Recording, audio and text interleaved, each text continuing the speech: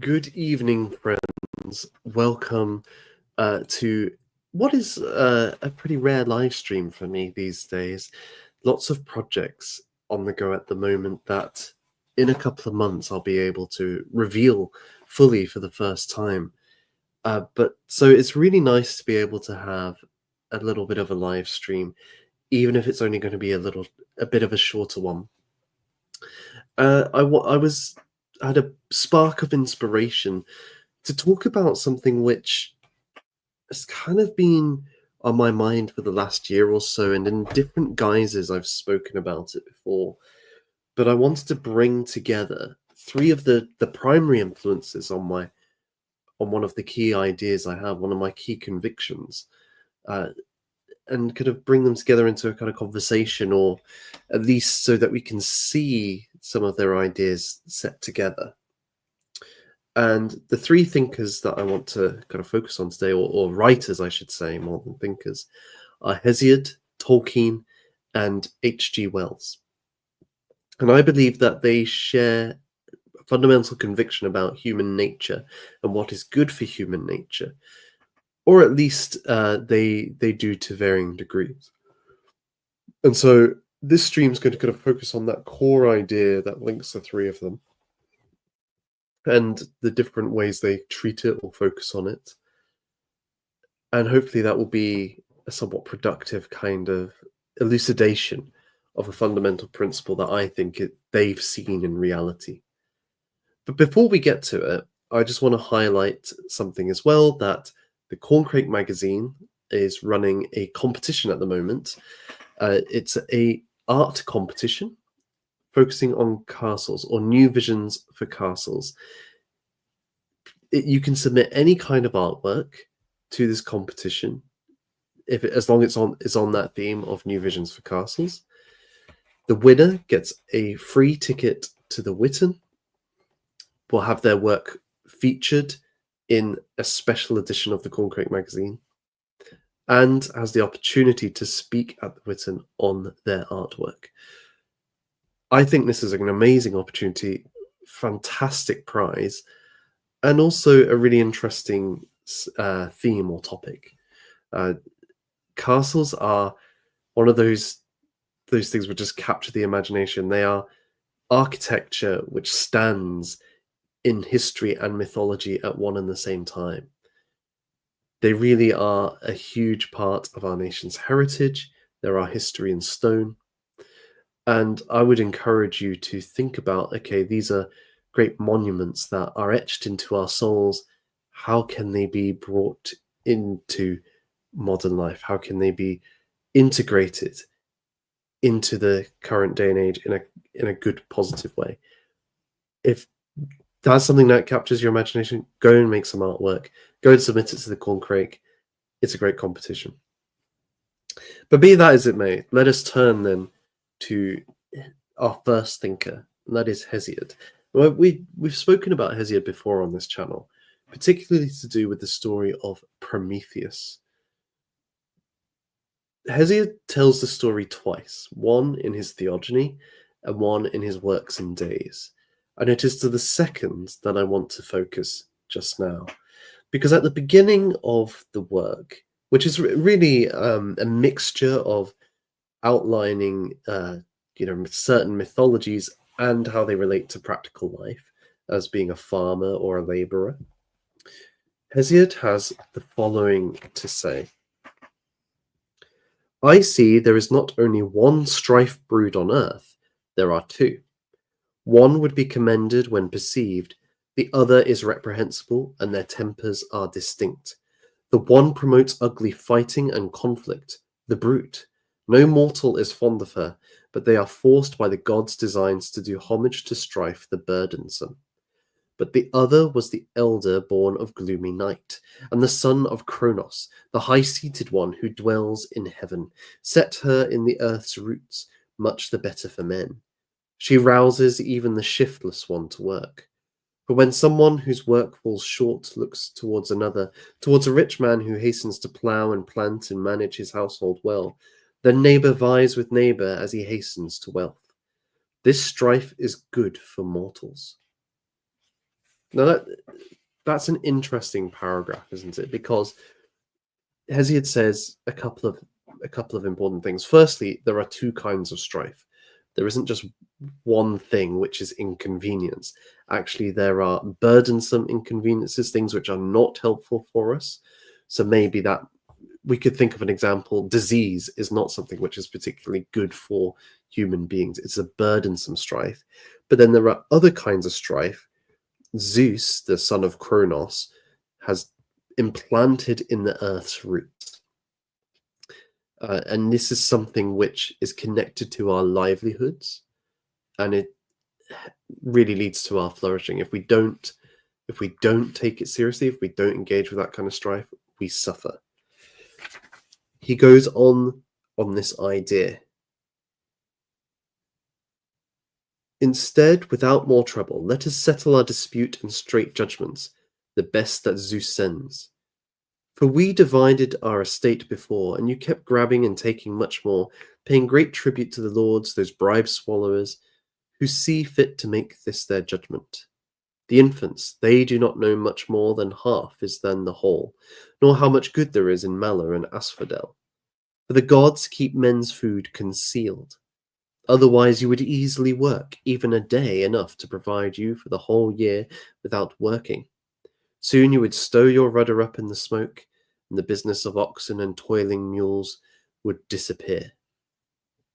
So he's very strongly connecting this idea of good strife with farming, with producing your own food. That if we were able to do this easily, produce our own food, and I guess our own needs for life being satisfied very easily, then we wouldn't work. And there seems to be a value in work for Hesiod. And this is the preamble to the Prometheus story. He then tells us that Prometheus stole the sacred fire from the gods, from Zeus, which is used for sacrifices, which is used in Mount Olympus. This is the lifeblood of Olympus, and equally it is the lifeblood of the city and the family, wherever the hearth is laid. Prometheus stole this fire, or restole it, because Zeus had hidden it from men, and he gave it to mankind. And as a punishment, first, Prometheus was bound in fetters, and an eagle was set upon him to eat his liver every day, which would grow back every day, right? Because he is of that race of beings, the immortals. So he's in constant torture. For men, and it is men at this point, there is only mankind, there is the gift or curse of woman. And Pandora, who's the first woman, is given to men. And she brings with her a box, and she opens the box. And what is inside it? Well, for formerly, the tribes of men on earth lived remote from ill. So men didn't suffer prior to this episode, right? They got the sacred fire without suffering, without harsh toil and the grievous sicknesses that are deadly to men. But the woman unstopped the jar and let it all out, and brought grim cares upon mankind. Only hope remained there inside her, in her secure dwelling, under the lip of the jar, and did not fly out, because the woman put the lid back in time by the providence of Zeus the cloud-gatherer, who bears the ages. But for the rest, countless troubles roam among men. Full of ills is the earth, and full the sea. Sicknesses visit men by day, and others by night, uninvited, bringing ill to mortals silently, because Zeus the resourceful deprived them of the voice.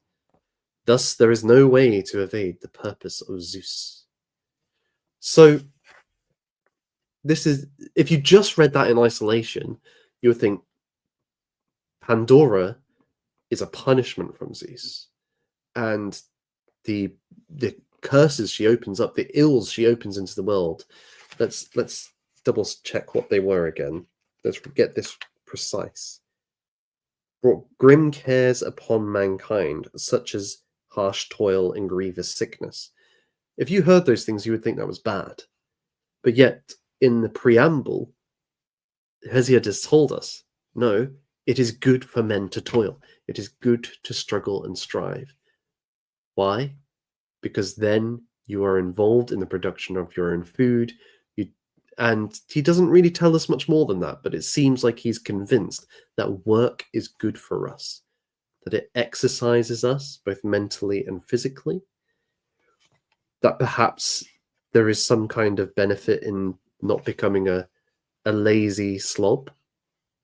There seems to be an idea here that's implicit in Hesiod, but he doesn't say any more than that. But I think that's an interesting idea first just to think about as a proposition, because I don't know about you, but whenever I've heard the Promethean story of the sacred fire is given to men, this is the fire of life, of vitality, of creativity, that it comes with the curse of a woman, at least in the theogony, and in Works and Days, the woman who brings the ills into the world. But for Hesiod, it's ambiguous whether this is actually a bad thing. It might actually be a good thing for men to have to face the struggles and ills of life. I just want you to think about that for a moment. Does it challenge any of your conceptions? Does it challenge any assumptions or any instinctual reactions we have to that? Certainly it does for me. I live in a very comfortable life, by and large, in terms of history. I have all my needs, physical needs, met very quickly. I can buy my food relatively easily. I have shelter. I have heat and warmth. I have clothing. I have access to electronics. I am able to acquire money for myself through a little bit of labor, but it's not the hard labor of being a farmer. I have a very comfortable life, and if things inconvenience that, I react badly against it. And yet here we have Hesiod saying, no, mate, you shouldn't be seeking a more comfortable life. Actually, work is good for you. You should be laboring. You should be struggling and toiling. The word toil is very evocative. It's not just a bit of work in an office. It's sweaty. It's straining at the plow. It's backbreaking work. You've got to put all your strength into your toil. If we think of the Bible and this idea of Adam having to really grind the vegetation out of the ground to make his living after the fall, that's what I get from Hesiod here. That's the sort of picture he has of the ideal man, the man at the plough, straining with all his might. It's a very vigorous conception of life. It's an active perception of what makes a man great or good, compared to the comfortable idyllic life of the pre-Promethean fall. And it has made me wonder often if actually the gift of the fire is the strife itself. Now, I know in how it's told there is the separation, but it seems to me that the gift of vitality and creativity necessarily has to come with the toil and struggle. And we'll get to that. And I'm going to jump ahead here. This seems like a natural point to bring in H.G. Wells's The Time Machine. The Time Machine is one of H.G. Wells's first works, and it's arguably one of his most famous. I guess War of the Worlds might be a bit more. But it tells the story of what it says on the tin, essentially. A scientist develops a time machine, this time traveler, and he goes off into the future. And there he meets the future of humanity. And there is a section in this after he meets his first encounters with humanity in the future, which are incomplete because there are other aspects to it that I will fill you in on afterwards. After I've read this. But the time traveler starts to theorize about his observations and to try and understand them. And I think this is a good point to bring them in after Hesiod. So this is from H.G. Wells's The Time Machine. I will find out what chapter it is in a second. It's in section 4. Yes, it's in section 4. So let me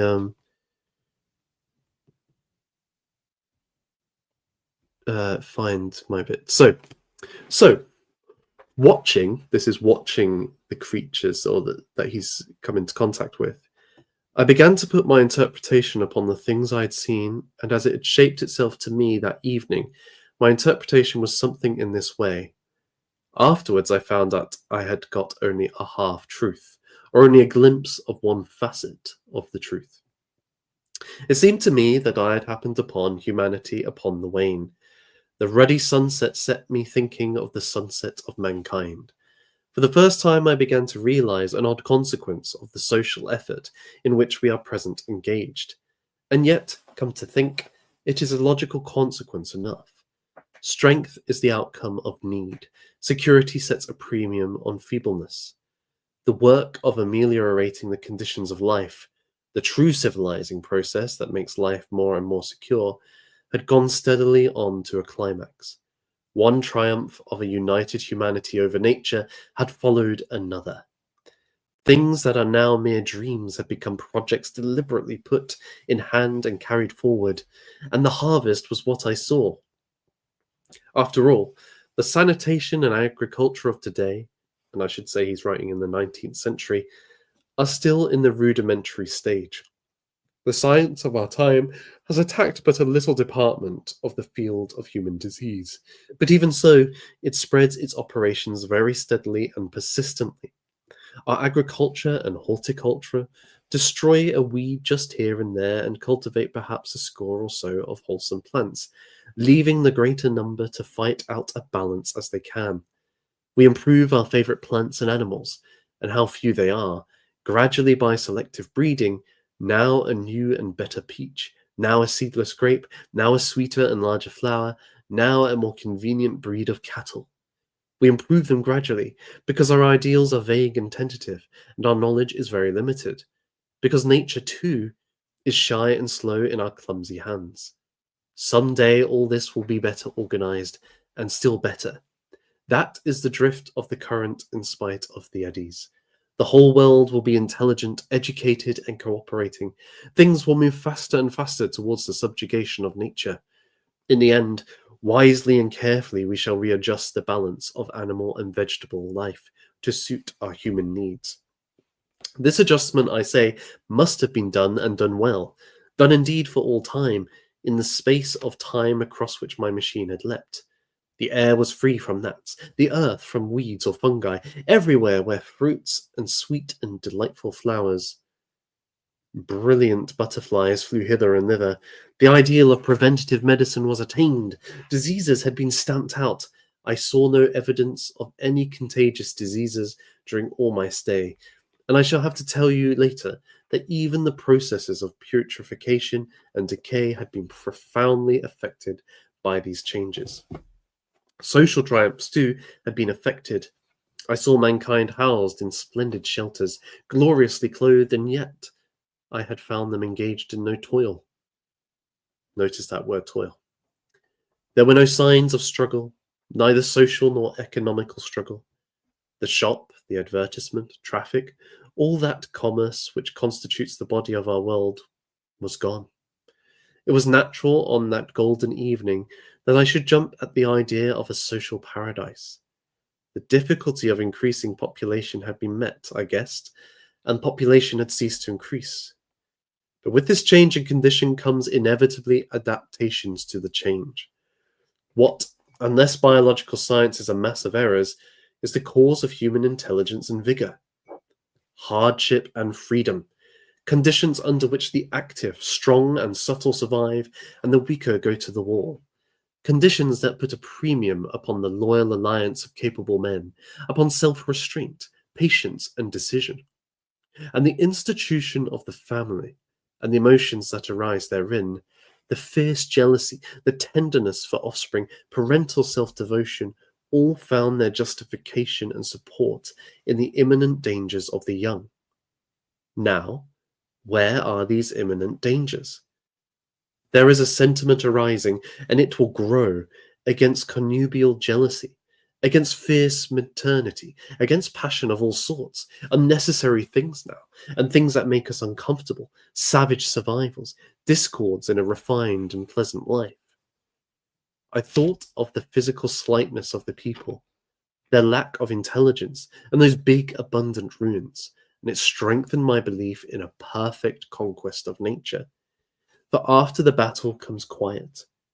Humanity had been strong, energetic, and intelligent, and had used its abundant vitality to alter the conditions under which it lived. And now came the reaction of the altered conditions. Under the new conditions of perfect comfort and security, that restless energy, that with us is strength, would become weakness. Even in our own time, certain tendencies and desires, once necessary to survival, are a constant source of failure. Physical courage and the love of battle, for instance, are no great help, may even be hindrances to a civilized man. And in a state of physical balance and security, power, intellectual as well as physical, would be out of place. For countless years, I judged there had been no danger of war or solitary violence, no danger from wild beasts, no wasting disease to require strength of constitution, no need for toil. For such a life, what we should call the weak are as well equipped as the strong, are indeed no longer weaker. Better equipped indeed they are, for the strong would be fretted by an energy for which there was no outlet. No doubt the exquisite beauty of the buildings I saw was the outcome of the last surgings of the now purposelessness energy of mankind before it settled down into perfect harmony with the conditions under which it lived, the flourish of that triumph which began the last great peace. This has ever been the fate of energy in security. It takes to art and to eroticism, and then comes languor and decay. Even this artistic impetus, would at last die away, had almost died in the time I saw. To adorn themselves with flowers, to dance, to sing in sunlight, so much was left of the artistic spirit, and no more. Even that would fade in the end into a contented inactivity. We are kept keen on the grindstone of pain and necessity, and it seemed to me that here was the hateful grindstone broken at last. So there's a lot in this passage. Essentially, the time traveler believes that he has traveled into the future and he is seeing humanity after we have conquered nature and we have resolved all of the things which challenge our needs. So the humans of the future have all the food they need, all the security. There's no dangers to them, no threats. They lead a contented life where there is no risk to them. But while the overcoming of risks requires intelligence, strength, prowess, collaboration, all the great virtues of humanity to do this, they are no longer needed in a world where all your needs are met. In fact, they are a hindrance to you enjoying those needs because you'd always be restless. You would be seeking something else to resolve. And I suppose somebody like Ted Kaczynski would say, well, such happens today, and people create substitute activities where they can release those primal desires to conquer, to find victory over in the course of trying to satisfy one's primal needs. But in this world, that is a bit of a hindrance. So even that would be bred out, and eventually you would result in the Eloi, which are these small, weak, stupid, pathetic creatures, and that is the future of humanity. So we can then flip this round and say, well, look at if we look at Hesiod and the age of the gods where men didn't toil, this is the sort of creature that is produced when they do not toil. This is the sort of human being that exists in a world without struggle and strife, without the need to break their backs to make their food. It is an inactive and uninteresting, a sad being who is nothing more than a contented pig, to put it in the kind of language of John Stuart Mill, that they are a happy animal and nothing more than that. They do not produce anything great. They do not aspire to any greatness. They do not think beyond their own material needs. They are just peaceful. They are peaceful. But they are not something to be admired. Not by us anyhow. And I think there's multiple points to be made here. One is that H.G. Wells's vision, which I think he'd seriously believed something like this was possible.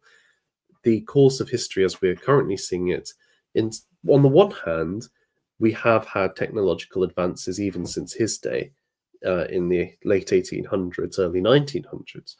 He would have been quite amazed that most of us have electricity and running water. We have very comfortable lives for the most part. We have resolved many of our needs. But on the other hand, it doesn't look like these things are going to continue indefinitely, and that we're actually in a point where many of those systems which utilize and underpin those technologies are fragmenting for various reasons. So maybe this is an overly optimistic vision, if one could call it that. It's an optimistic vision of human progress.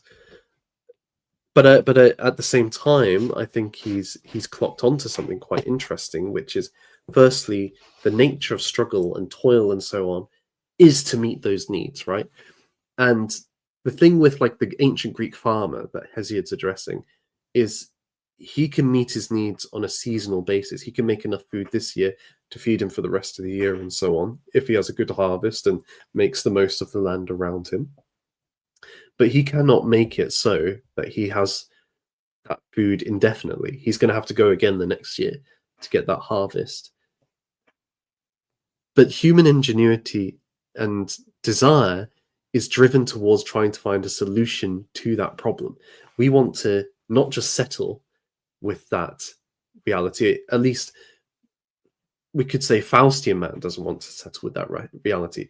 Western European men seem to have a spirit which desires to break beyond the finite life, the accepting these kinds of limits, and say, no, we can go further than that. We can solve this problem.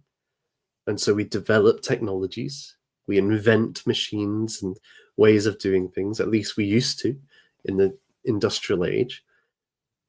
And so what was once one laborer working by himself is now a man in various farm implements driving around, cultivating fields which a Greek farmer could never do in the same way. He can produce far more food for far more people to eat, and so on. That is our kind of directionality. We want to conquer all of our needs, or get all of our needs satisfied. We want to overcome every obstacle. That is where we are driven. And that's a natural desire. It's not, maybe it's an expansion from accepting our lot, but we want to find the safest and most secure and comfortable existence we can. Because ultimately it's very instinctual. It's what an animal would do. And we are higher animals, right? So we have that built within us. But that has the seeds of its own destruction within it. Because once you conquer those things, once you secure that comfortable, safe, resplendent life for you and your kin, well, the next generation don't need to have the skills you had. They don't need to be as strong. They don't need to be as intelligent. And indeed, if they are, they're actually going to cause problems for maintaining that perfect state. So you end up with a situation where there is a decline in the qualities of the human beings who enjoy these comfortable, pleasurable situations. There's that phrase that goes around: hard men or strong men make good times make weak men make bad times. This is the kind of logic that Wells is seeing here, because because actually what's actually the case is, okay, you're maladapted to enjoying those pleasures and enjoying that sort of society, but as we know, you cannot just it requires people to keep maintaining those systems. And actually, Wells's story kind of goes into this, because what emerges is that this isn't the whole of humanity. Actually, humanity is kind of divided into two species: the Elois and the Morlocks. The Elois were the nobles, or the gentrified class, the ruling class, who lived on the surface, and the working class, who operated the machines which kept their whole civilization going, lived underground. And so over time, they adapted to the different environments. So eventually, the Morlocks became strong and powerful and monstrous, almost like orcs or goblins. And the Elois, a bit like hobbits, are these gentle, soft, dumb creatures. And so eventually the Morlocks, it turns out, are farming the Eloi to be their prey, to be their food source. The Eloi don't know much more about it than that. So somebody has to maintain these systems. And if it's not you, it's either somebody else or they fall apart. But I think even beyond that, well, there's two further things on this point. Then we'll get to Tolkien. The first is that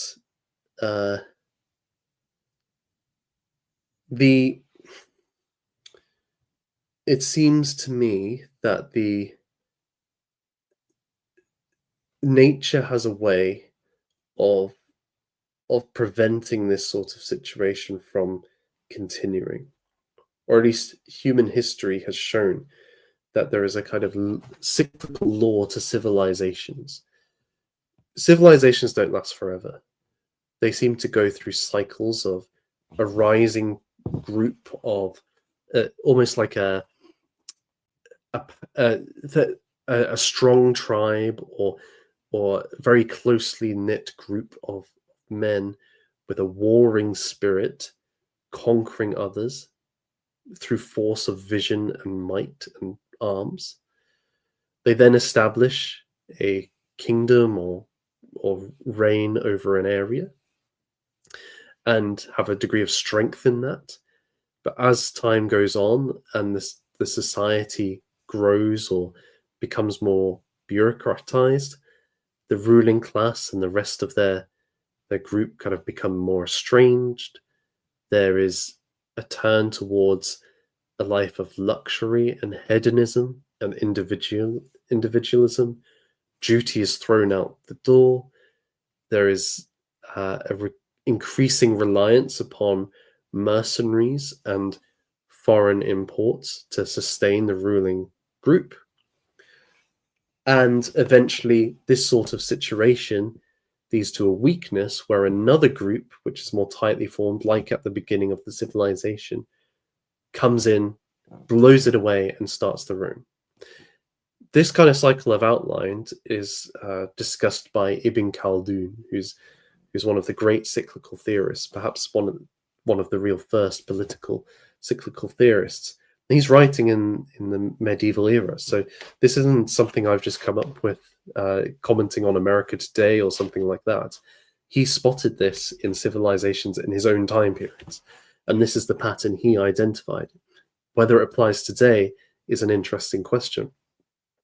But he saw that that in late civilizations there's a hedonistic age where the people get weaker, they become less moral, more individualistic, that they shirk their responsibilities to the maintenance of their civilization, that they spend their money on luxury, that they do not care for future generations.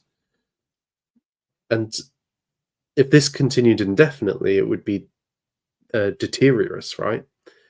But this leaves them in the prime condition to be overthrown by a stronger group, or a small group of tightly bound men who have that fire and fierceness. So, and this seems to be a pattern in history. So there does seem to be a natural check on something like the Eloi taking place, that actually there would be something to overthrow this in human civilization. Maybe it leads to a regression in technological development. That is totally possible, but maybe that's the natural check to sustain humanity, to sustain the place of toil in human life, and not allow for it to be thrown away. But I think the more pertinent or most important point is that even if this was something that could happen, it's clear to me why Hesiod thinks that this sort of life is awful. That actually a life of toil, of overcoming the obstacles, which is also the font of creativity. It's the font of individuality, of stepping out from nature, of stepping out from that harmonic, contented existence into, no, I stand against and I stand to shape and I impose my vision on the world. That is much more beautiful. That is much more meaningful than the life of the Eloi, the contented Eloi. So I think that's a really interesting, like we've looked at Hesiod in the kind of the beginning of the world and why there's the need for toil, and then H.G. Wells looking at a possible ending, a utopian ending, which says no, actually the toil part was far better than this idyllic, peaceful existence, which isn't really idyllic at all. And we see this in our own lives as well. I think the very fact that so many people struggle, they can have all their needs met. They could be very rich and very materially wealthy, but seem to lack something, seem to find themselves getting bored or and having an absence of meaning and authenticity in their lives, speaks to us that actually this kind of thing wouldn't satisfy us, that we would feel there's a huge vacuum in our existences. And many people do feel that already, and we're not as comfortable as the Eloi, but we live relatively comfortable lives. So the third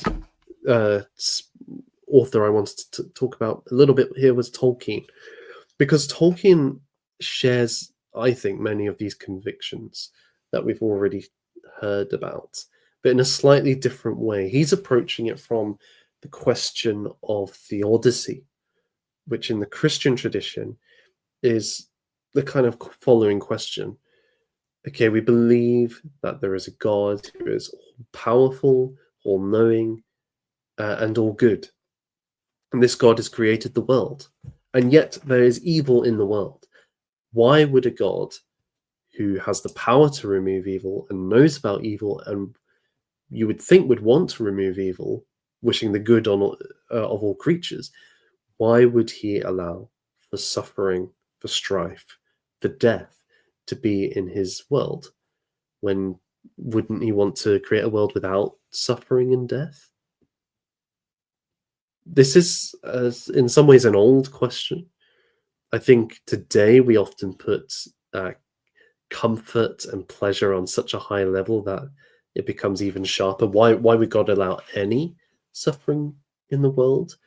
Others might say, why would God allow the extent of suffering we have in this world? And certainly it's hard to ignore, like in nature, some of the vicious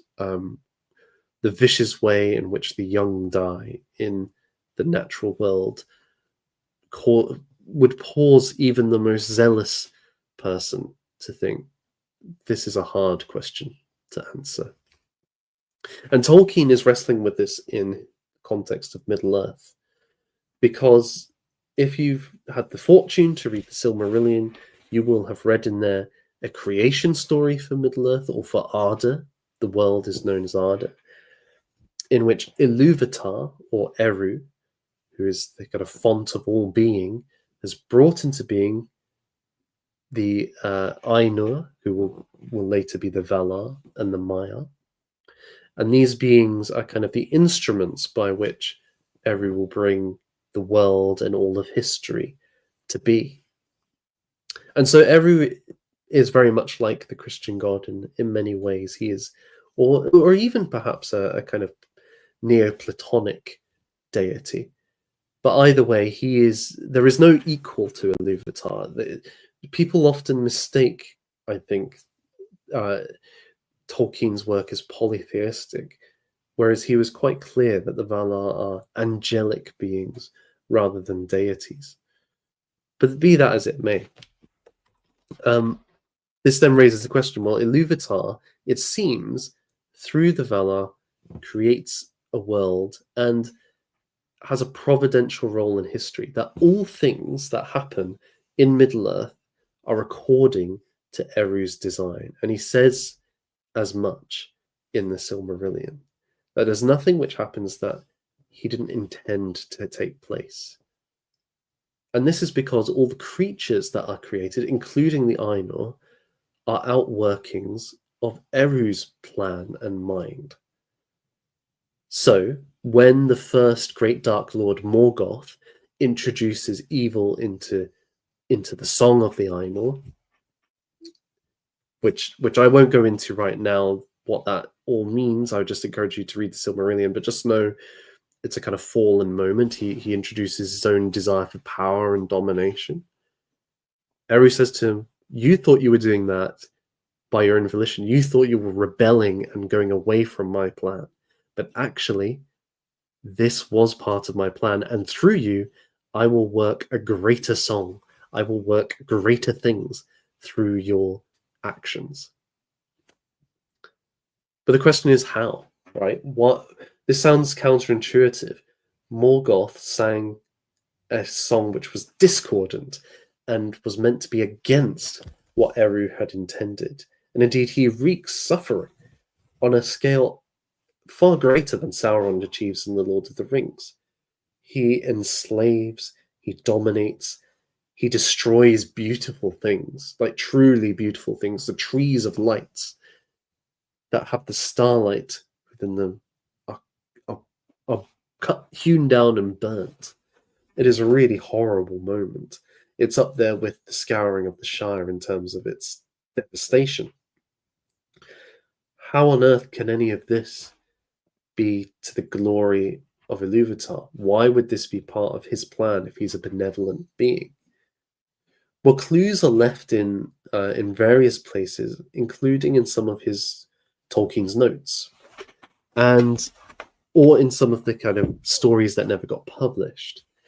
And one of these is a dialogue between a woman called Andreth and an elf called Finrod, set in the first age of Middle-earth. And in one draft of it, Andreth is talking to Finrod,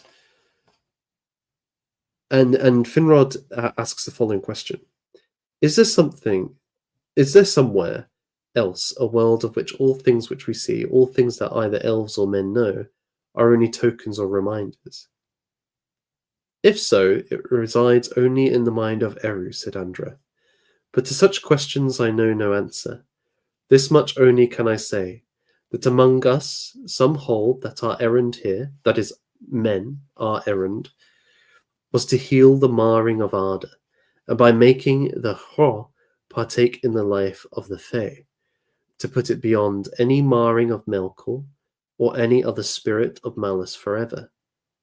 But that Arda healed, or remade, shall not be Arda unmarred, but a third and greater thing. And that third thing maybe is in the mind of Eru, and is in his answer. Now, there's a couple of key lines there I want to draw out. I think the key thing that Andra says there is that in the redemption of the world that men are going to bring to Arda, or to Middle-earth, they're not going to make it Arda unmarred, but they're going to make it Arda healed or remade. To put that in context, if Melkor or Morgoth, whatever name you want to use for him here, has introduced evil into the world, he has marred Arda, as Andreth calls it, And he has done this in multiple ways, not least by infusing all of the material world, that is Hro, with his desire for domination, his will for control, and his idolatrous need to be the highest being on all of reality. That is a normal matter. That is a serious fall from the initial creation. If that could be removed, then we would have the original paradise, Arda unmarred. But Andra says, no, that is not what's going to happen. Actually, we're going to make something different. It's going to be Arda healed or Arda remade. And this, on one level, we can say this makes sense because you cannot go backwards. You can only go forwards. Even the healing of someone, they still went through that wound, they still went through that illness, and they carry that with them even after the events of the thing. And we can kind of see this with Frodo, for example. When the ring is destroyed, he's not completely fine afterwards. He's left with a physical wound, but more importantly, a character wound. He's wounded by the fact that he was tempted by the ring. He gave into it, and now he still desires it, even though it is gone.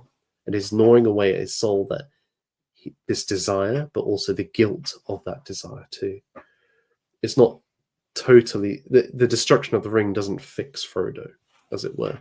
But even if it did, he would still carry those memories, that story that made him into that hobbit. That wouldn't just be erased by the destruction of the ring.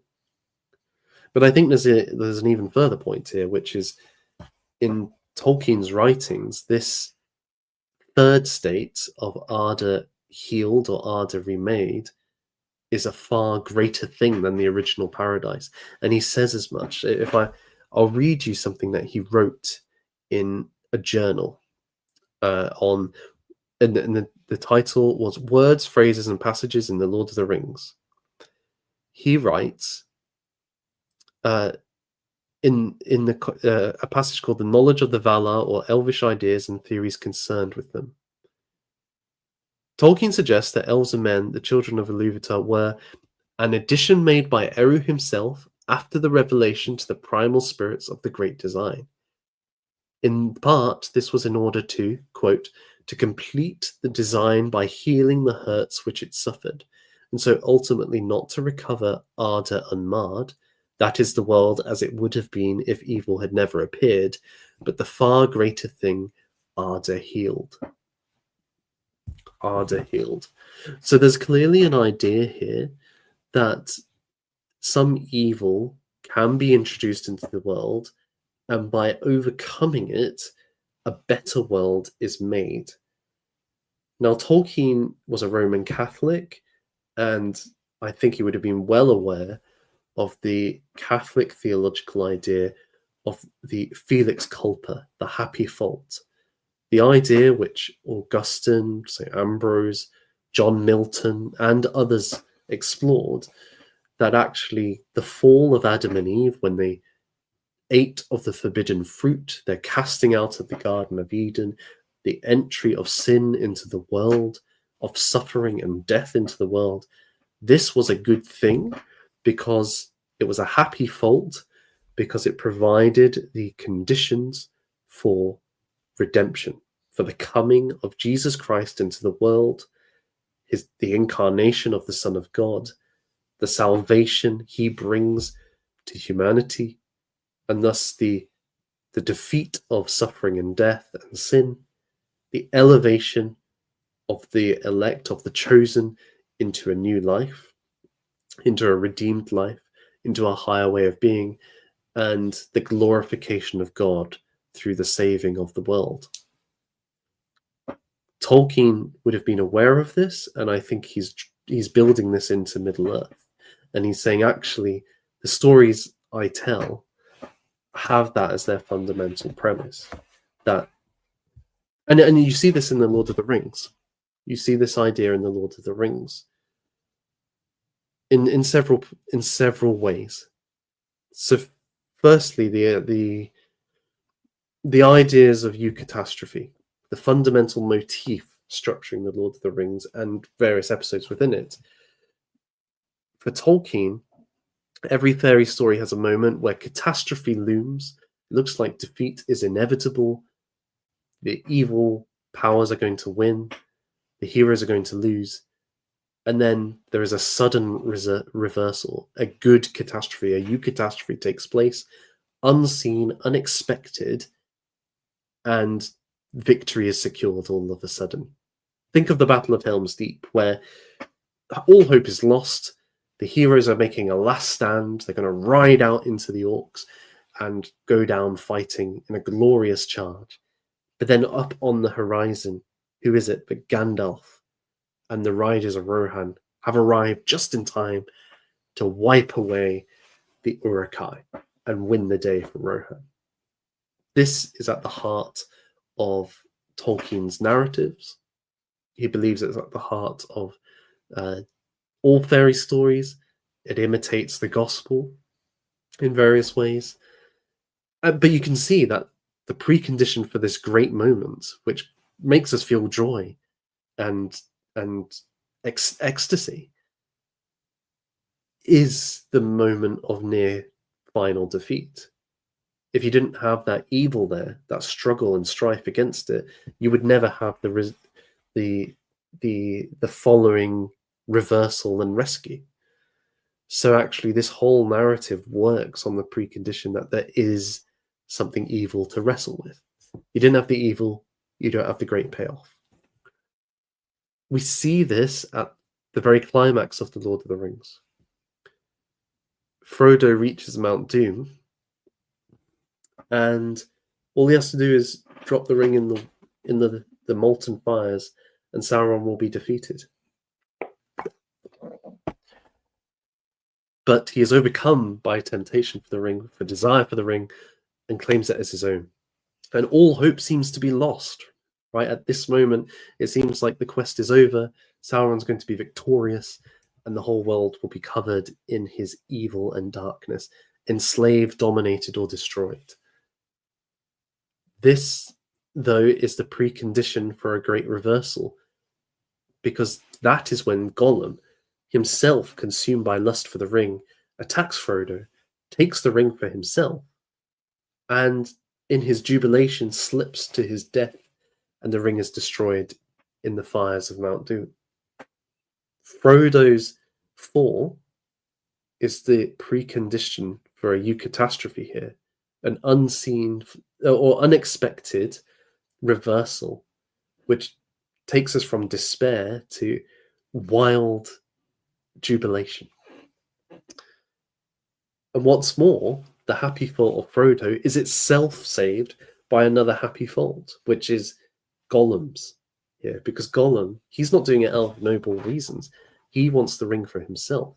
So he is committing a sinful act too. He is doing something really evil and trying to take the ring, attacking Frodo to take the ring from him.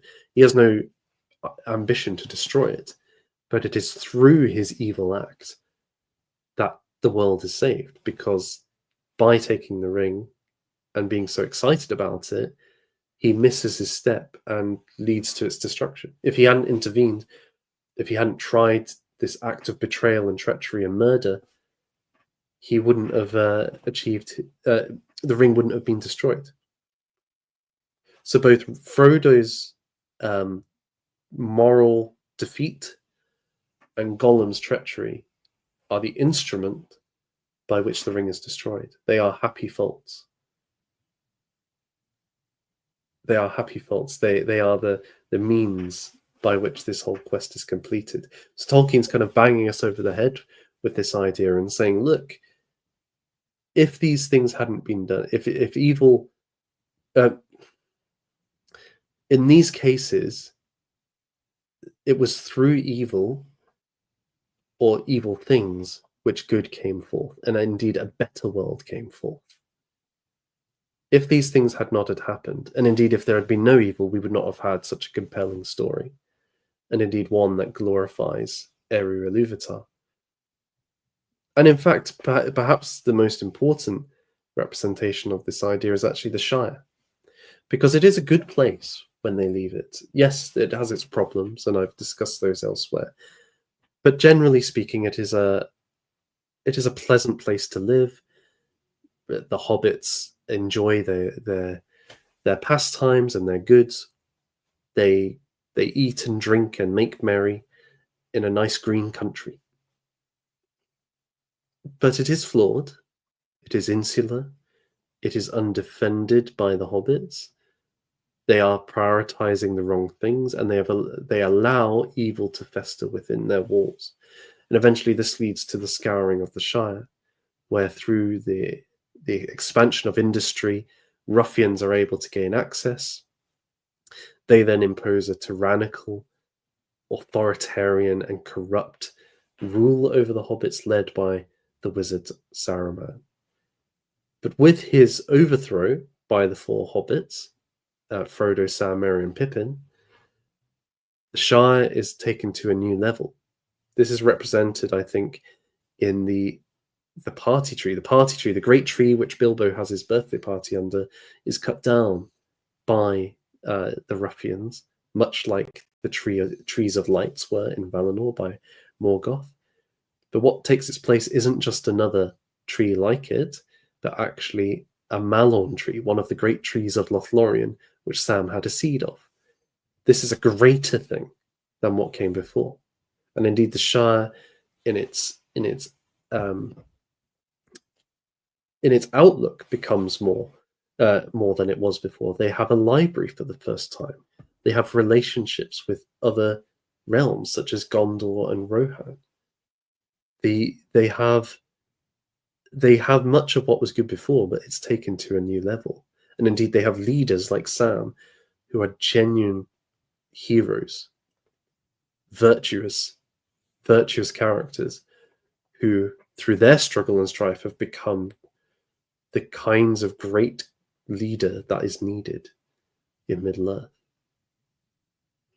So I think you can see that for Tolkien, it's not just a matter of personal virtue, but actually the whole cosmos works on the basis that there needs to be toil and struggle and strife as the precondition for redemption and victory. And without those things, either as a precondition or as a means of victory, there cannot be a story worth telling. There cannot be a meaningful existence. And that is why they are baked into Providence. So it has a kind of cosmological, metaphysical basis for Tolkien, in a way that maybe Hesiod and Wells don't fully touch on.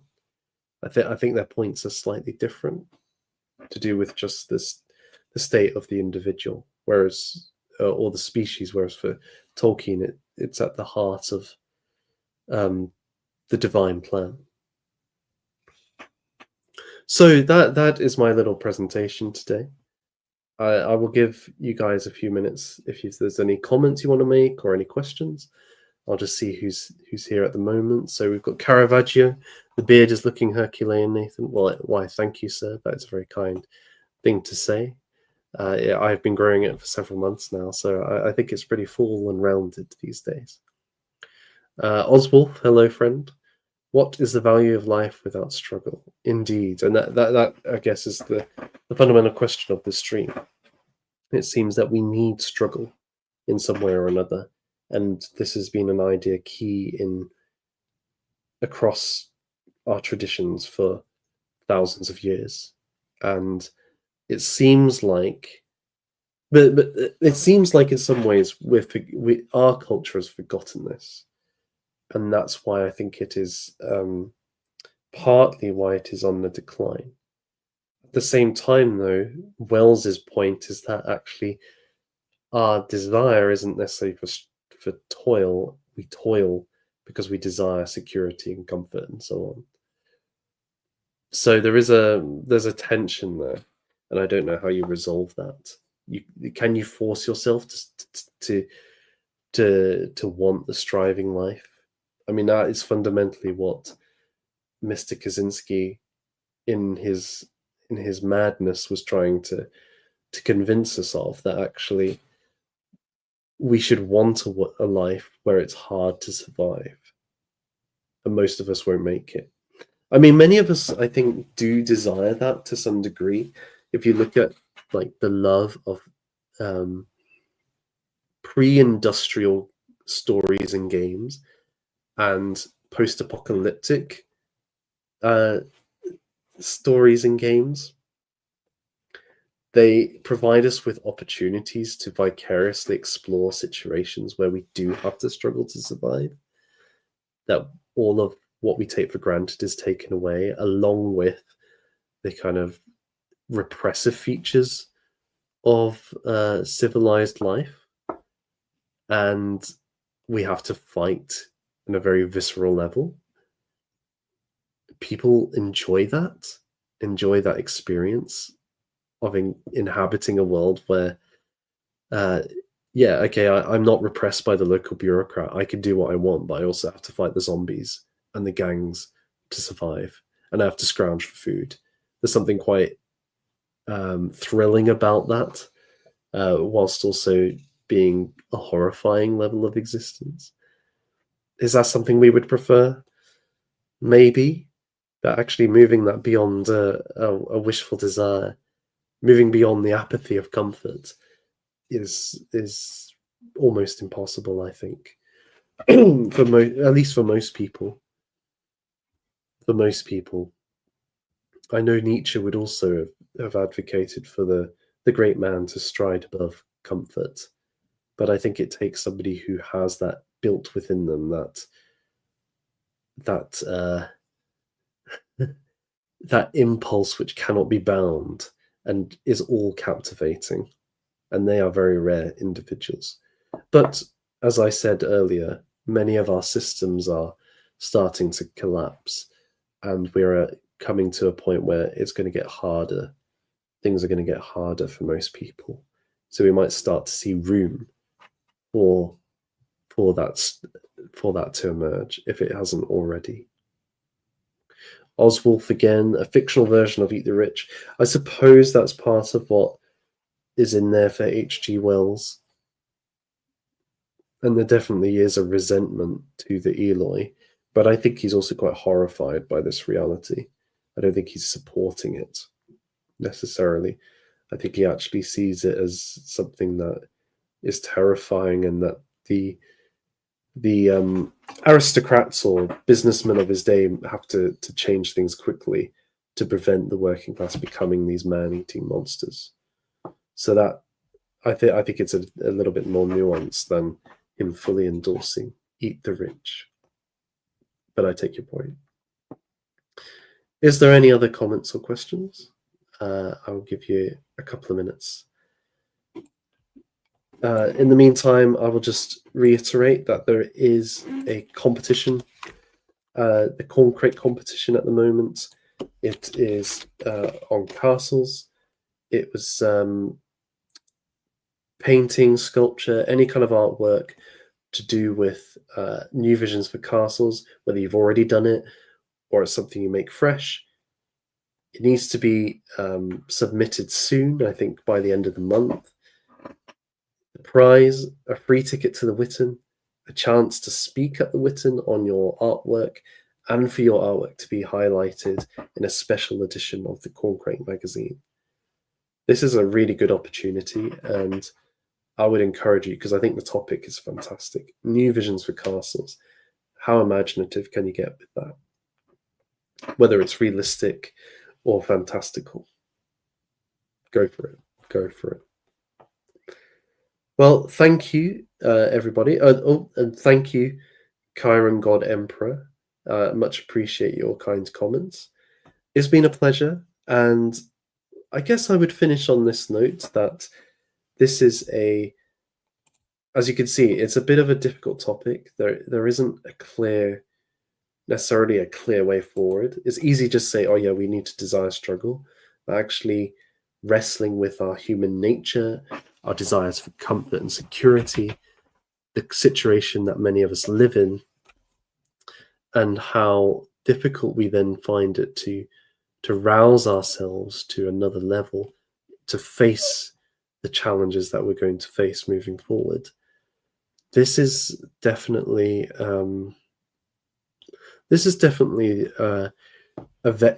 vexing is the wrong word, but it's a topic which demands our lives, and we give our answers through how we live our lives. And so I would encourage you just to reflect on that as we go forth into this week. Think about, okay, what do I prioritize here? What kind of life am I seeking out here? How can I tailor it to be more vital, more full of creativity? What would be the way to do that? That's all I can ask. That's all I can ask. Certainly, I will be doing that. Thank you for joining. I very much appreciate it. If you have any comments on what I've said, please do feel free to put them in the comments below. I will see them, and I will enjoy reading them and thinking about what you have to say. In the meantime, God bless you all, whoever you are, wherever you are, whenever you're watching this. Good night, friends. Good night.